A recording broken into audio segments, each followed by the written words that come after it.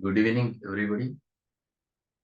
We'll start with today's session of Organ of Medicine, and we were discussing regarding the pharmaceutical parts, which Hahnemann have explained in those aphorisms. In last two lectures, we have learned about the process of preparation of medicine in homeopathy. If they are of native place, what one can do, and if they are not of a native, then what one can do. Exact procedures in order to preserve the medicinal qualities. Dr. Samuel Hahnemann sir have explained over there. So this is very important thing which he has explained, how to preserve the medicinal properties in those juices. That was the first aspect Hahnemann have tried in his life. It was the era between the 1790 to the 1824, and thereafter he started reducing the doses gradually.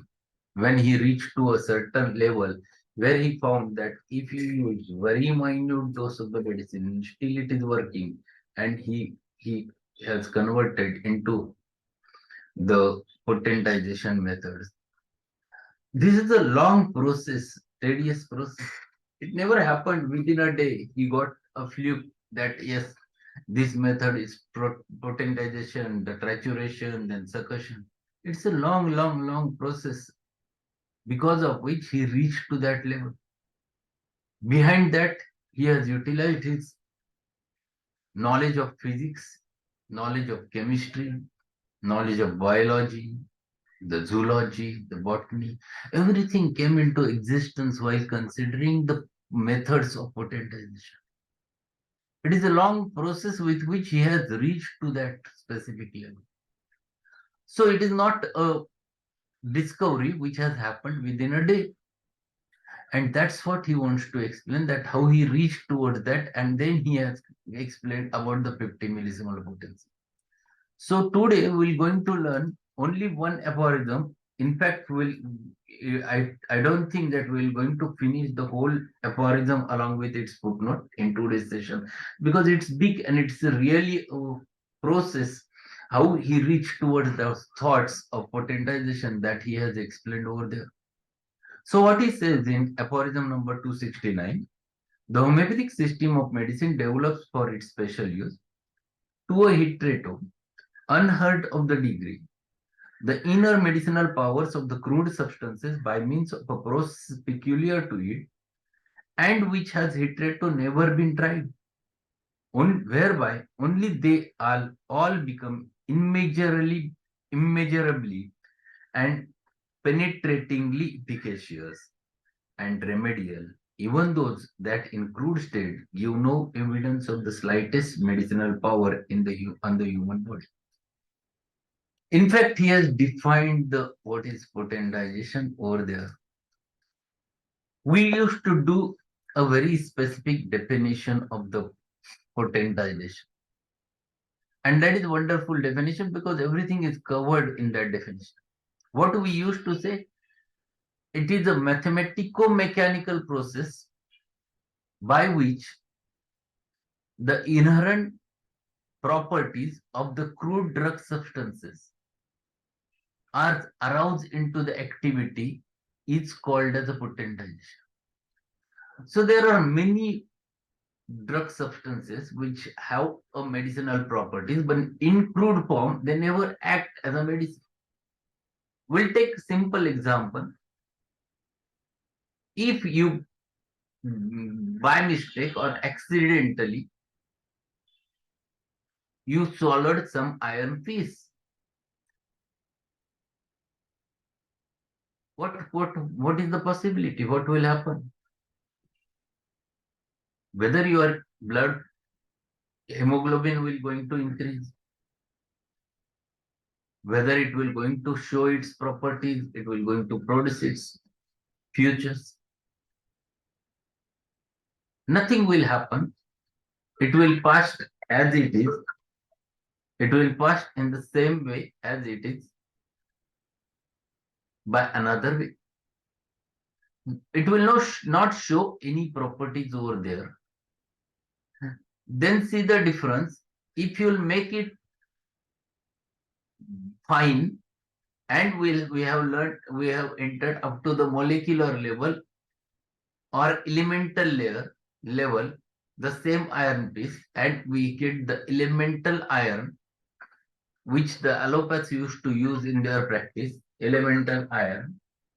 And that elemental iron, if it has been given to the patient, at least it starts showing its own features. It starts showing its own importance. It stimulates the blood in molecular level. It increases the hemoglobin. When it has consumed in elemental form, then the stools becomes black, means it starts showing its own action over there. So as you make it fine, the inherent property starts releasing. And same iron, when we used to triturate and we make a medicine, specifically when we think of a biochemic medicine or when we triturate it up to the 3x or 6x potency, it starts showing its action in a different manner. It starts showing its own presentation, but it works in the similar manner at the molecular level, and we can use the same ferrum phos in order to fulfill the deficiency of that salt inside the body. And when you prove it on the human being with a 30 potency, 200 potency, 1M potency, it starts showing its own presentation. See how it varies. How it varies from the large doses to the fine doses and more finer doses, molecular doses, and the dynamic doses. It changes its properties. And this change in property happened because you tried to make it more fine and you add energy by applying the force over there in both the processes, that is the trituration as well as the succussion. The original energy which lies over there inside starts liberating, gets liberating. Because it contains, it is an atom. The atom inside has a nucleus. The neutrons and protons are there, and outer side the electrons are there. Energy is saturated at the center with the help of applying force, whether you are doing the trituration or whether you are doing the succussion. You try to break out that nucleus. It is a nuclear division, liberating the energy. Voice is low, sir. Voice is low. Liberating the energy. My suggestion is that please keep your videos off so that voice quality will maintain. Okay, liberating the energy over there, and that energy works along with its own manner. So when you prepare medicine up to the 30 potency, the energy which is liberated, which work starts acting. It starts showing its own action over there. So the body reacts, the vital force reacts to that stimulus of energy. Every drug substance has a different kind of energy. And that's why it reacts in such a manner. So when you go on breaking down with applying the force, the inherent properties of the drug substance starts coming out in the form of energy. And that's why homeopathic medicine is called as energy medicine. Here you are transforming the potential energy which is present inside the drug substance into the kinetic energy, and you are applying the physics that energy neither be created nor be destroyed. It is converted from one form to the another form, and you are applying the same physics. You are converting it from the physical to the kinetic energy, or potential to the kinetic energy, and because of which it works. Kinetic energy is the energy which is vital, which shows the reaction, and because of which the same iron reacts in such a manner that a body vital force reacts against it. This is what one has to understand. Hahnemann was the most scientific person. He was having all this knowledge and he gained this from his knowledge of physics, knowledge of chemistry, as well as biology. And because of which it was possible for him to reach towards the processes of those, both the methods, potentization and the trituration. What he says in next part of the aphorism, this remarkable change in qualities of the natural bodies develops the latent hitherto unperceived as if some slumbering म्हणजे झोपेत असणं, as if in a sleeping phase, in a latent phase, hidden dynamic. In bracket he has written aphorism number 11. Yes, he has given exactly all the details what he means by what is dynamics, what is dynamic energy in the big footnote to this there in to paragraph 11. So aphorism 11, dynamic powers which influence the right principle that change the well-being of animal life. So when you utilize, when you try to potentize the same drug substance in crude state, which is not showing any its property, starts showing property. The human starts reacting, the animal starts reacting against that because it becomes active. The energy which was there, which was in a potential form, in a latent form, in a slumbering form, starts liberating because it becomes kinetic. And when this happens, then that worked as a remedy. Then it works as a medicine. Then we develop our materia medica. And this is the method which Hahnemann have specifically designed and developed with the help of his knowledge of physics and chemistry. So see what he says. There are many footnotes. There is footnote number 148 before in earlier paragraph 146 and 147 are there. We will going to go through all those footnotes and which are very essential to understand this exact method of potentization. Then he says this is effected by mechanical action upon their smallest particles by means of rubbing and shaking and through the addition of an indifferent substance, dry or fluid, are separated from each other. See what he says. This is effected by mechanical action upon their smallest particle. So what do? You apply the mechanical force. When you triturate, you apply the mechanical force. By means of rubbing, this is in trituration. And by shaking, it is in succussion. At both levels, you apply your own force. So when you triturate, you provide your force, because of which your energy works over on that smallest particle, and because of that force, the energy of that crude medicinal substance is aroused into activity. By means of rubbing and shaking, and through the addition of an indifferent substance, dry or fluid. So when you put a substance, medicinal substance, which was inherent, which doesn't have properties in crude form, which is added either in the crude form, in the dry form, or fluid, are separated from each other. So the substance starts separating, it gets liberating. This process is called as dynamizing, potentizing, development of medicinal power, and the products are dynamizations or potencies in different degrees. See, very clearly he has mentioned how the crude medicinal substance enters into exactly the active medicinal substance. This is by application of mechanical forces. This is in the crude form, in the form of trituration, in the diluted form, or in the form of succussion.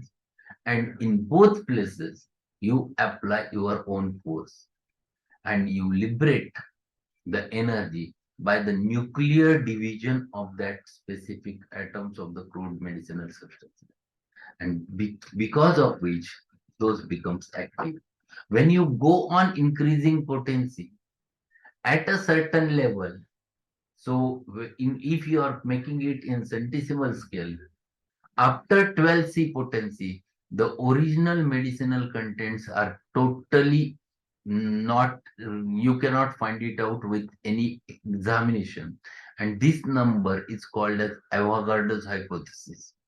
You cannot go beyond that to find it out original medicine over there. You will going to find it out only the energy and properties of that medicinal substance in the dynamic form. Nothing will you will going to find it out. If you are preparing it in the decimal scale, then you will reach to the 24x, and after 24x you cannot find it out original medicine inside it. So these two potencies after 12C potency and 24x potencies are called to be a totally dynamic medicines. They are called as absolutely dynamized medicines. In between potencies, that is 1x to 24x or 1C to the 12C, they are the potencies which are semi-dynamic on semi-material, where you can find it out medicine at the molecular level. So the action varies. When it works in the molecular form, it varies. And when you use it in the dynamic form, it varies. That's why the biochemic remedies are not applied on the base of similimum, but they are applied on the base of deficiencies, the molecular deficiency. Because it has been supplied, it has been fulfilled.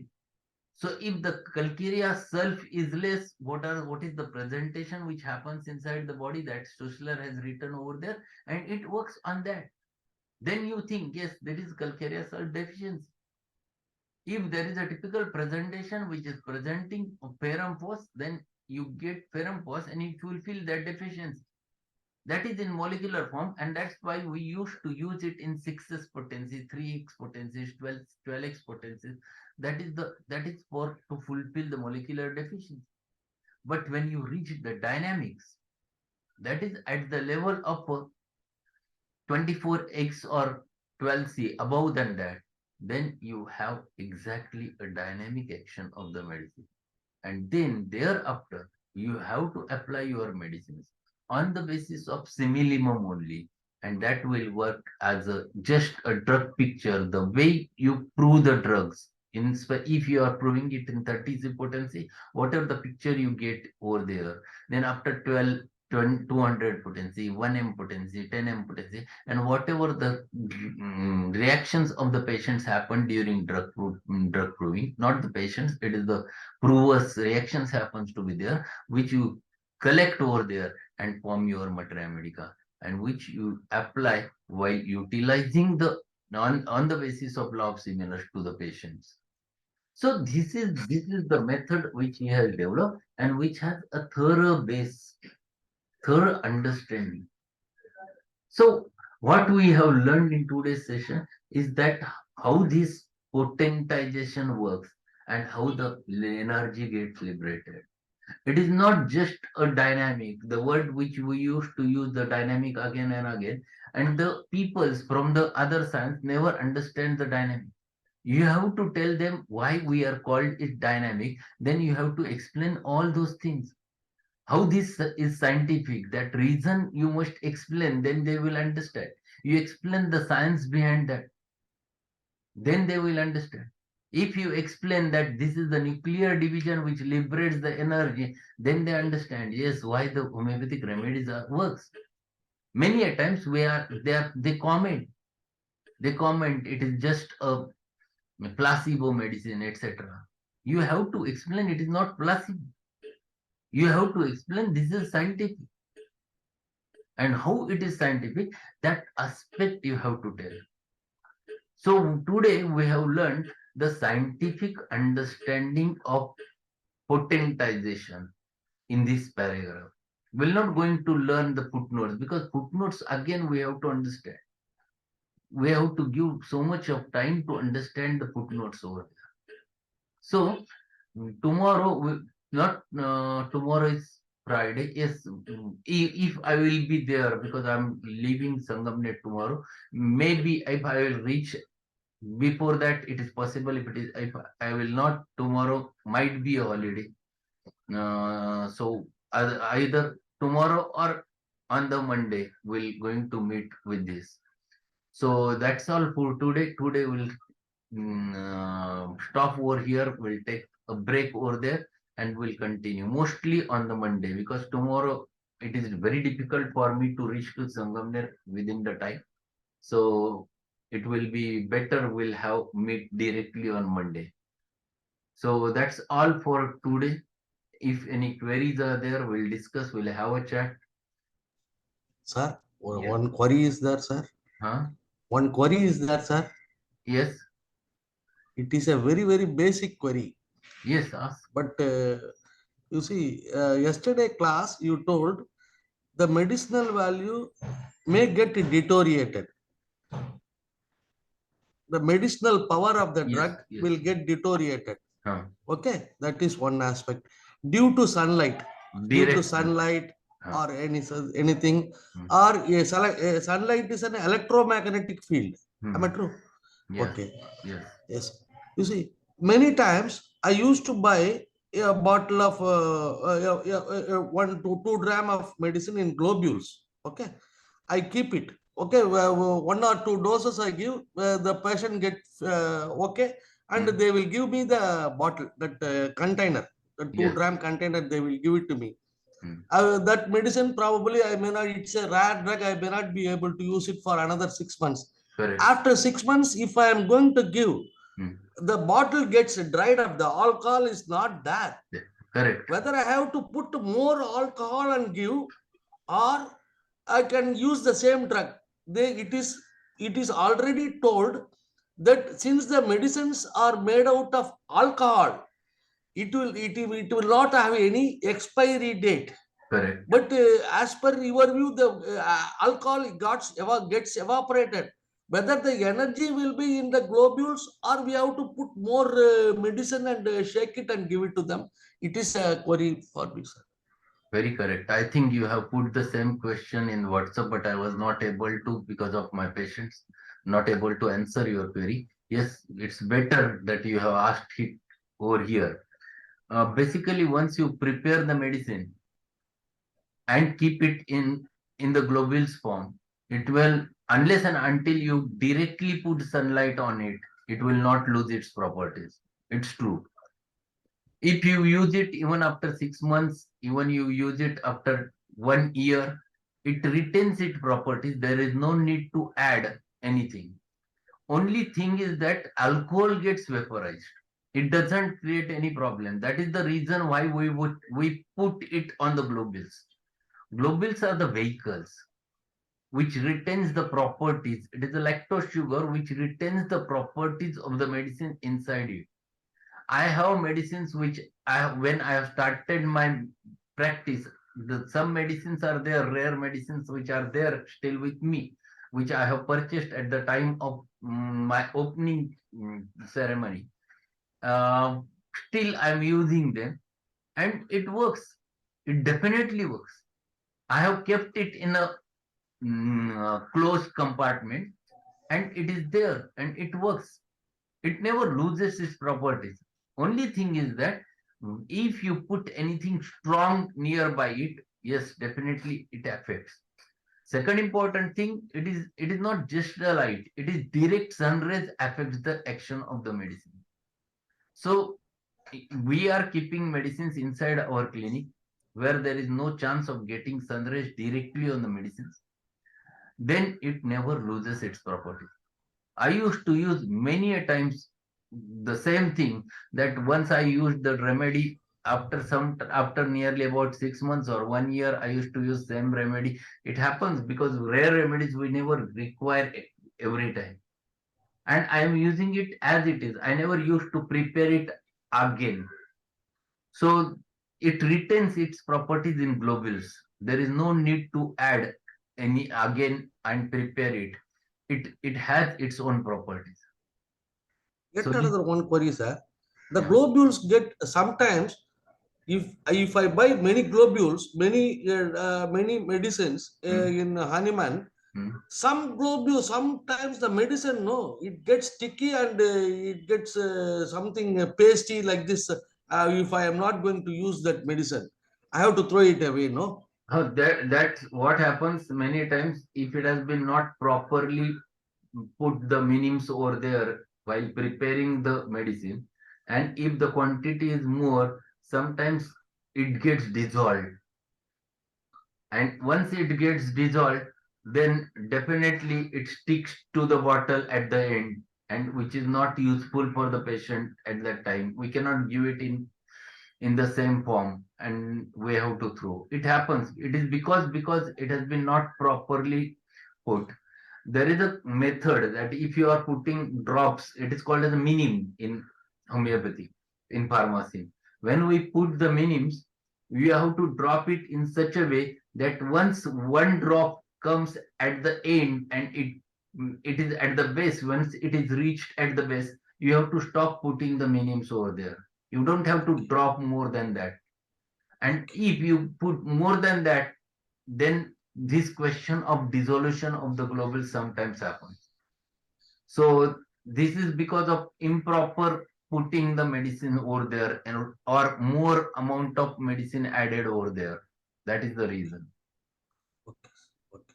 Thank you, sir. Thank you, sir. Okay. Anything else? Any query? We'll have today a very good session at night, 9 o'clock. In fact, it was a part of previous session which we have learned 15 days back. Aurum. The part of aurum already we have finished. Now we have to learn the aurum salts. So the remedies which are common with the aurum, we're going to learn in today's session, along with the cases, beautiful cases which I have treated in my practice with it. So it will be a wonderful session to understand aurum salts. So how to utilize and logic behind using the aurum salts, that I will going to share. Ask everyone to join. It's a free session, not having any money.